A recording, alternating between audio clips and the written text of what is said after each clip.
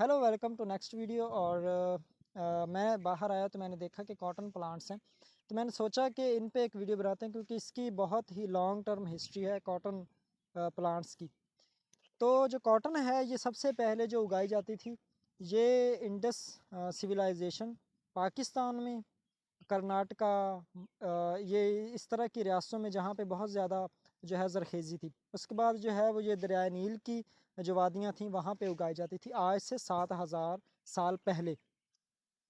तो उसके बाद ये जो है वो यूरोप और अमेरिका में उगाई गई थी सबसे पहले।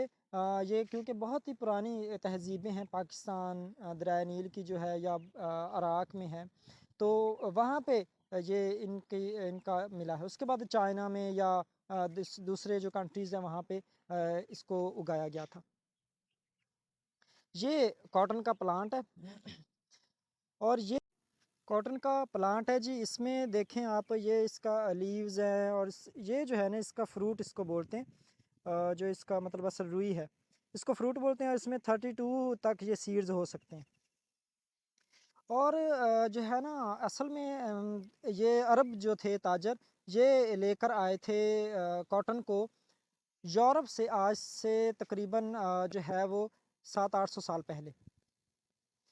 उसके बाद जो है ये ज़्यादातर तो पाकिस्तान में, मतलब उस वक्त जो था हिंदुस्तान था, पाकिस्तान, इंडिया, यहाँ पे पैदा होती थी। तो उस वक्त जो है ये जो है घरेलू तौर पर ही कपड़े वगैरह तैयार करते थे। घरेलू तौर पर जो मशीनें लगाई हुई थी इन्होंने, वहाँ पे कपड़े तैयार करते थे और कोई इनके पास इंडस्ट्री वगैरह नहीं थी। तो जब अंग्रेज़ों ने यहाँ पे हमला किया और यहाँ पे काबिज़ हुए तो उन्होंने देखा कि यहाँ पे रुई की बहुत अच्छी किस्म पाई जाती है। तो वो सारा जो रुई होती थी सारी, पहले तो अरब ताजर ही यूरोप से कपड़ा लेकर आते थे और बेचते थे।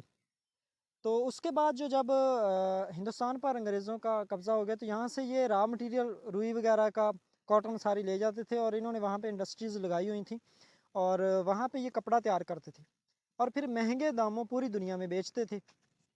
1793 में तकरीबन वहाँ पर जो है वो इंडस्ट्री लगाई गई थी। वहाँ पर पहले जो है वो हाथ से ज़्यादा काम किया जाता था और उसके बाद जो है इंडस्ट्री जब लग गई तो धड़ाधड़ उन्होंने कपड़ा बनाना शुरू कर दिया और उससे बहुत ज़्यादा उन्होंने प्रॉफिट कमाया। हिंदुस्तान में भी इंडस्ट्री उन्होंने लगाई है कोई एक आधी ड्यूरिंग देयर रूल, और लेकिन एक तो कामयाब नहीं हुई और बाद में एक लगाई तो वो उससे ही बस थोड़ा बहुत वो जो रेवेन्यू था आता था। लेकिन हिंदुस्तान को कोई इसका उस वक्त फ़ायदा नहीं था क्योंकि ज़्यादातर जो था इनकम वो ले जाते थे, मतलब वहाँ पे ले जाते थे और वहाँ से फिर बना, तो वहाँ से यूरोप से फिर पूरी दुनिया को कपड़ा सप्लाई किया जाता था। तो पाकिस्तान में इंडिपेंडेंस के बाद, आज़ादी के बाद, पाकिस्तान में टेक्सटाइल इंडस्ट्री लगाएगी। देखिए 8th जो है वो पाकिस्तान प्रोड्यूसर है कॉटन का, ठीक है। यहाँ पे कंजप्शन भी बहुत ज़्यादा होती है, मैन्युफैक्चरिंग भी बहुत ज़्यादा होती है। तो पिछले कुछ सालों में हमारी कॉटन इंडस्ट्री जो थी, टेक्सटाइल इंडस्ट्री, वो काफ़ी बैकवर्ड पे चली गई थी, लेकिन अब दोबारा जो है वो बहाल हो रही है हमारे अपने ही कुछ कामों की वजह से।